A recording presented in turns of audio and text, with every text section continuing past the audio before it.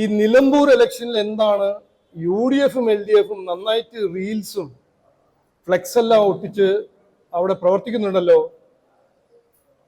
എന്താണ് BJP NDA ഈ റീലിന്റെ ഡിപ്പാർട്ട്മെന്റിൽ കുറച്ചൊരു പിന്നോട്ട് നിൽക്കുന്നത്? ഒരു ചോദ്യം.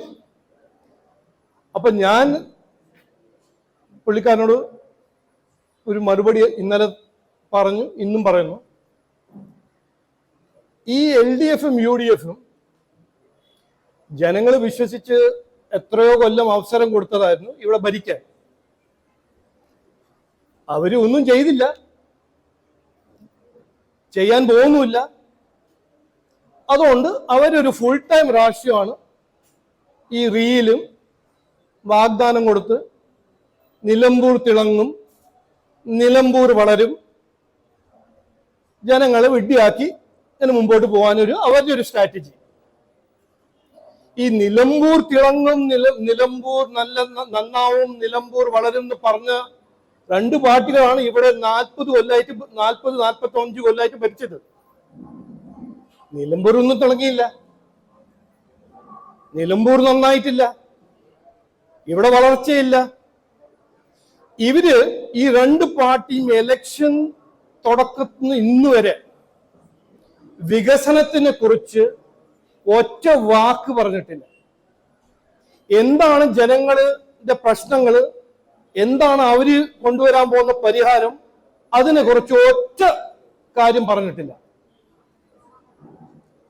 റീല്, വാഗ്ദാനം, ഇതുവരെ ചെയ്ത ആ ഒരു രാഷ്ട്രം ഇനിയും അവർ ചെയ്യുന്നു. തൊഴിലില്ലായ്മ 20% തൊഴിലില്ലായ്മയാണ് മലപ്പുറം ജില്ലയിൽ. അതിനെ കുറിച്ച് ഒരു വാക്ക് പറയില്ല. ഇവിടെ ഒരു നിക്ഷേപം വരുന്നില്ല, ഇൻവെസ്റ്റ്മെന്റ് വരുന്നില്ല, അതിനെ കുറിച്ച് ഒന്നും പറയില്ല. ഇതുവരെ ഇവിടെ ദാരിദ്ര്യം, അതിദാരിദ്ര്യം, അതിന്റെ പരിഹാരം, അതിന് ചെയ്ത കാര്യങ്ങൾ നരേന്ദ്രമോദിജി മാത്രമാണെന്ന് അതിനെ കുറിച്ച് പറയില്ല. ഇവിടെ കൊല്ലമായിട്ട് പ്രശ്നങ്ങൾ, Nilambur bypass, station, stadium, hospital, college, ഇതിനെ കുറിച്ച് ഒരു വാക്കും പറയില്ല. അത് ഞങ്ങൾ പറയും. അപ്പൊ ഇന്നലെ എന്നോട് ചോദിച്ചു, നിങ്ങൾ ഈ വികസനം അല്ലാണ്ട് ഒന്നും പറയാൻ പോകുന്നില്ലേ? ഈ വികസനം അവിടെ നടക്കുമോ?